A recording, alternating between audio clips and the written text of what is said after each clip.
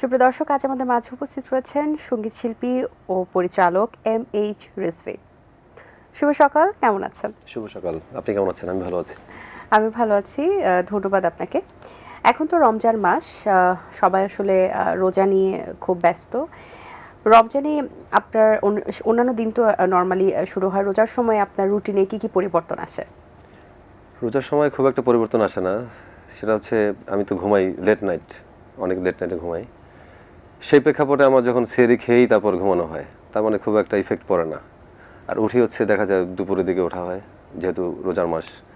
সন্ধ্যায় তো ইফতারি করে পরে অন্যান্য কাজকর্ম করতে হয়। আচ্ছা, আমরা আপনাকে আপনার কাজের ক্ষেত্রে যতবার দেখেছি যে আপনি ইতিপূর্বে যখন এসেছিলেন তখন আপনার একটা বিশাল প্রজেক্টের কথা বলেছিলেন, অনেকগুলো গান একসাথে হাতে নিয়েছিলেন। এবারও 40টা গানের একটা প্রজেক্ট আপনি হাতে নিয়েছেন।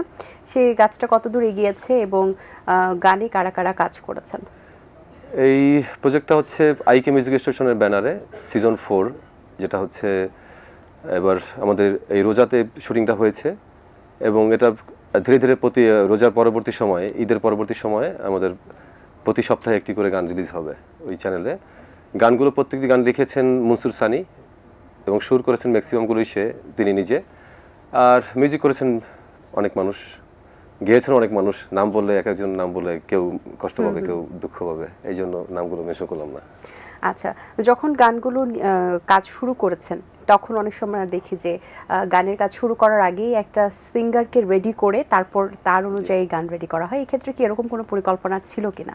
এক্ষেত্রে এখানে ম্যাক্সিমাম গান সিঙ্গারকে কেন্দ্র করে রেডি করা হয়েছে, কিন্তু তারপরে হচ্ছে গ্রাম বাংলার আপামর জনসাধারণের যে গানগুলো, মানে পুরনো সময়ের আবহে তৈরি করা যে গানগুলো ছিল, যেগুলো মানুষ এখনো শোনে, ওইটাকে কেন্দ্র করেই হচ্ছে মূলত হচ্ছে এখানে সুর, কথা এবং মিউজিককে প্রাধান্য দেওয়া হয়েছে। অ্যাকুস্টিক ইউজ করা হয়েছে অনেক, কারণ হচ্ছে ওই গানগুলো টিকে থাকে, যার ফলে নির্দিষ্ট শিল্পীকে কেন্দ্র করে গানগুলো ওইভাবে করা হয়নি। আমাদের শ্রোতা মহলের যে চাহিদা সেই অনুযায়ী মাথায় রেখেই গানগুলো করা হয়েছে। আচ্ছা, 40টি এই গানের এই প্রজেক্টটা কত দিনের জার্নিতে চলছে আসলে? এটা মূলত হচ্ছে আইকে মিউজিক স্টেশন সিজন 4, যেটা হচ্ছে আমাদের শুটিং হচ্ছে 2 দিনে 40টা গান আমাদের মিউজিশিয়ান সহ সব সহ, মানে এটা হচ্ছে অনেকটা লাইভ প্রোগ্রামের মতো। আচ্ছা, মিউজিশিয়ান সবাই একসাথে ছিল, তারপর হচ্ছে এখানে কোরাস পার্টে যারা ছিল তারা ছিল, শিল্পী যারা ছিল তারা ছিল, একটা পর একটা আমাদের 5টা ক্যামেরা ইউজ হয়েছে গানগুলো করার ক্ষেত্রে, যাতে হচ্ছে খুব বেশি সময় লাগেনি। এই ক্ষেত্রে গানের কোয়ালিটিগুলো কেমন হবে আসলে? আমরা দেখি যে একটা গানের পেছনে 2 দিন না 2 মাসও সময় লাগে, সেখানে 2 দিনে 40টা গানের আসলে এই বিষয়টা গানগুলো মূলত হচ্ছে এটা তো রেকর্ড করা আগে শেষ, রেকর্ডিং শেষ হয়ে গেছে, এখানে হচ্ছে জাস্ট এখানে লাইভ প্রোগ্রামে ঠিক এইভাবে এখন যে আমরা ইন্টারভিউ দিচ্ছি ঠিক এই প্রোগ্রামের মতোই ক্যামেরা অনেকগুলো একসাথে সেট করা আছে। শুধু শুটিংটা হয়েছে আপনার শিল্পীদের মতো করে গান গেয়েছে, মিউজিশিয়ানরা তাদের মতো করে প্লে করেছে, আর 5টা ক্যামেরা যেহেতু 5টা অ্যাঙ্গেল থেকে শট নেওয়া হয়েছে তাই খুব বেশি সময় লাগে। ইনডোর বেস ডিএপি তে শুটটা হয়েছে। আচ্ছা, বেশ ভালো। ঈদ তো সামনে, ঈদকে ঘিরে আর কি কি পরিকল্পনা রয়েছে? ধামাকাদার আর কিছু? ধামাকাদার দুটো গান আসছে, বিয়ের গান। আচ্ছা, একটা হচ্ছে ওগো সখী শিরোনামের, আর একটা হচ্ছে আইস দামানদের বিয়া। আচ্ছা, ঈদের সময় বিয়ের গান কেন? বিয়ের গান হচ্ছে এখন তো রোজার মাস, আর কিছুদিন আগে নির্বাচন ছিল, সব উপলক্ষে আমাদের গানগুলো আগেই রিলিজ করা উচিত ছিল, কিন্তু হয়নি হচ্ছে দেশের পরিস্থিতির কারণে, সামগ্রিক পরিস্থিতিকে বিবেচনা করে, যেহেতু বিয়ের মৌসুম এখনো শেষ হয়নি, ঈদের পরে তো এখন যদি আছে আসলে বিয়ের গান কখনই কিন্তু শেষ হয় না। এক বছরে শুরু হলে 5 বছর পর্যন্ত 10 বছর পর্যন্ত সেই গানটা চলে। গানগুলো সুন্দর এবং আশা করি গানগুলো ভালো মানুষ রিসিভ করবে। অনেক কথা হলো, এবার আপনার কণ্ঠে আমরা একটা গান শুনতে চাই। কোন গানটি শোনাবেন? আমার একটা গান রিলিজ হচ্ছে যেটা স্যাড গান, যেটা ঈদ উপলক্ষে আসবে, ওইটা গাওয়ার চেষ্টা করছি।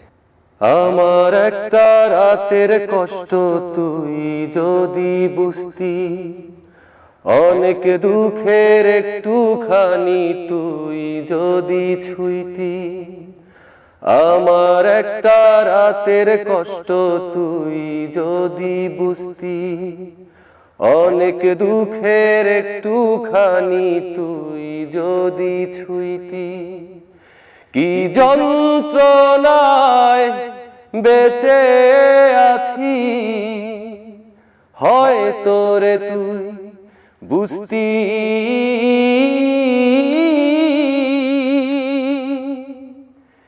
মিথ্যে করে হলেও তুই আবার ভালোবাসতি, কষ্টগুলো মুছে দিতে কাছে ছুটে আসতি, মিথ্যে করে হলেও তুই আবার ভালোবাসতি, কষ্টগুলো মুছে দিতে কাছে ছুটে আসতি। ও সাদার উপর পড়লে কালি মোছে না রে দাগ, ভালোবাসা তোর আমারে হলো না রে ভাগ।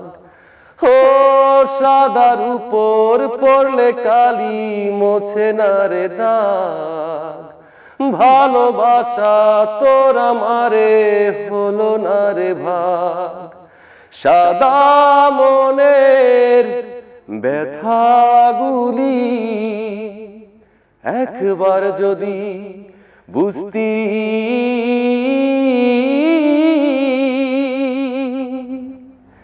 মিথ্যে করে হলেও তুই আবার ভালোবাসতি, কষ্টগুলো মুছে দিতে কাছে ছুটে আসতি।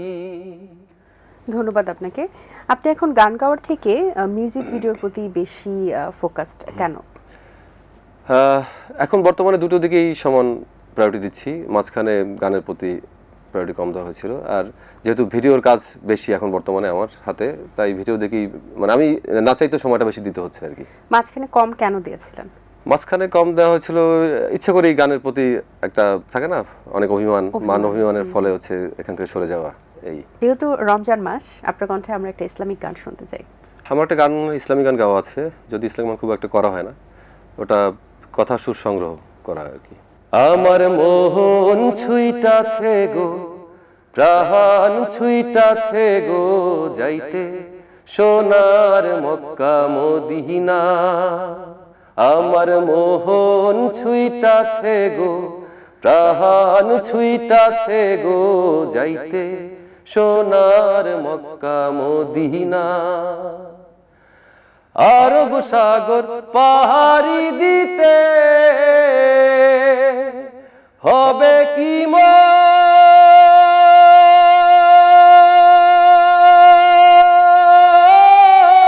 নসিবেতে, আরব সাগর পাহাড়ি দিতে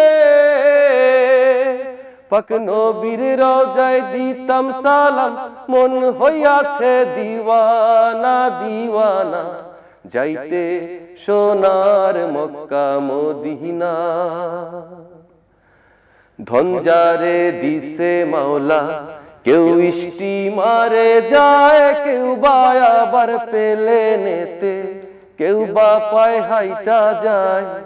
ধনজারে দিছে মাওলা, কেউ স্টিমারে যায়, কেউ বা আবার প্লেনেতে, কেউ বা পায় হাইটা যায়। দয়াল যদি দিহিতেন পাখা,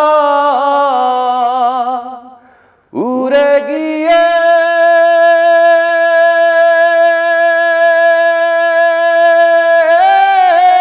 করতাম দেখা, দয়াল যদি দিহিতেন পাখা,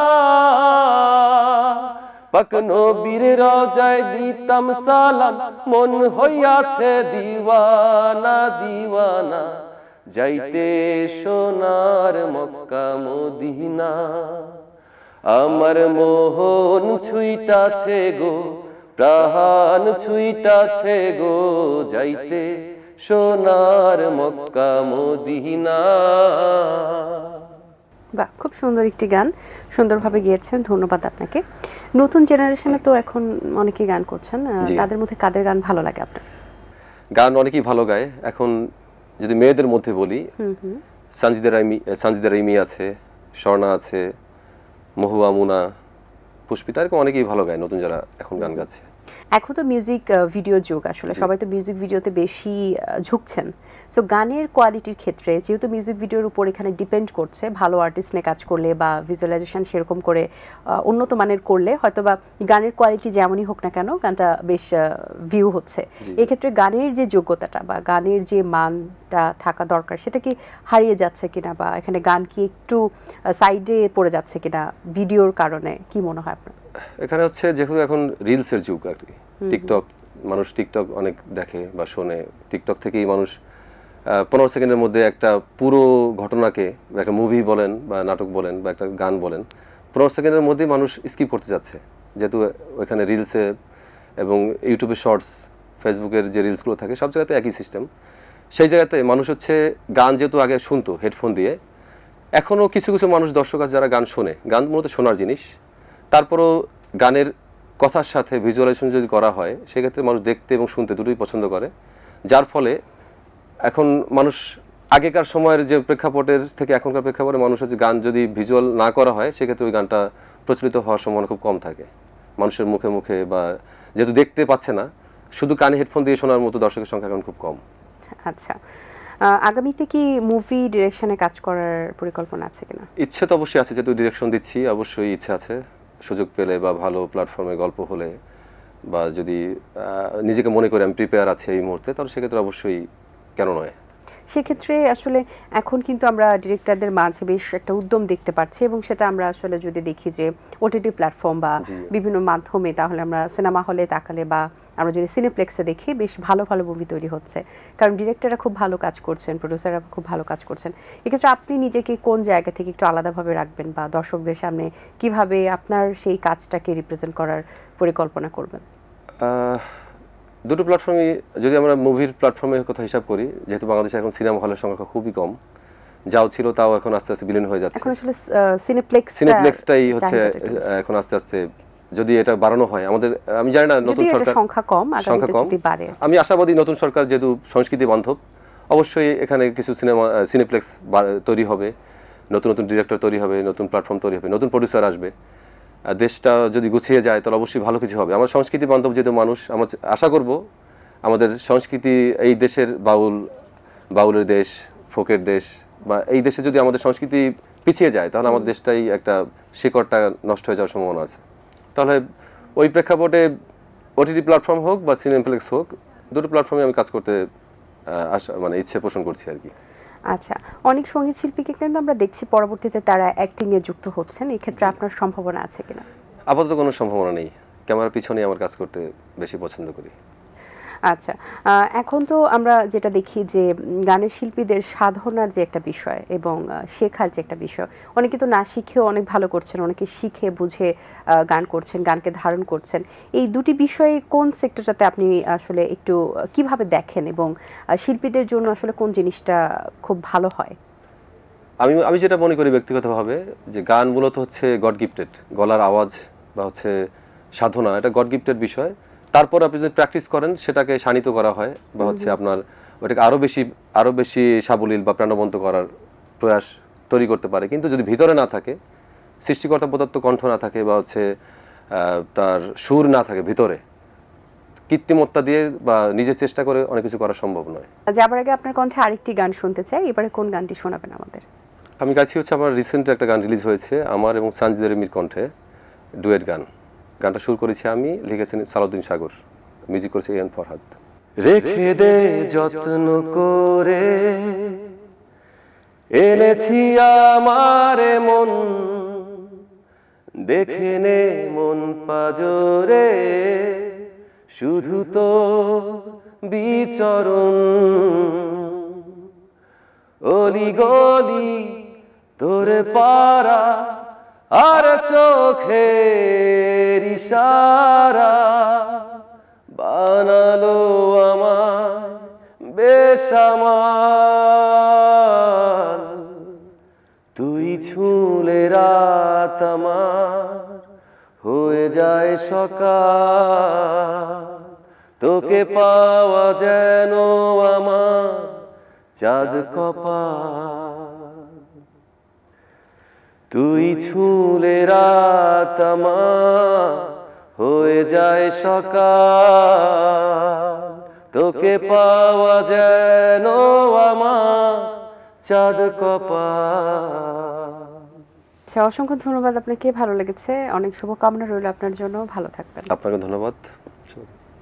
দর্শক, আশা করছি আজকের আয়োজন ভালো লেগেছে। আজ এই পর্যন্ত, দেখা হবে আগামী পর্বে নতুন কারোর সঙ্গে। সেই পর্যন্ত ভালো থাকবেন, সুস্থ থাকবেন এবং এটিএন বাংলার সাথেই থাকবেন। সকলকে আল্লাহ হাফেজ। আসে দিন যায় সময়টা চলে যায় তবু আছি এই বেশ ভালো জীবনটা রঙময় যেভাবেই হওয়া চাই নয় কভু সাদা কালো এই আশাতে স্বপ্ন ভাসে সুখ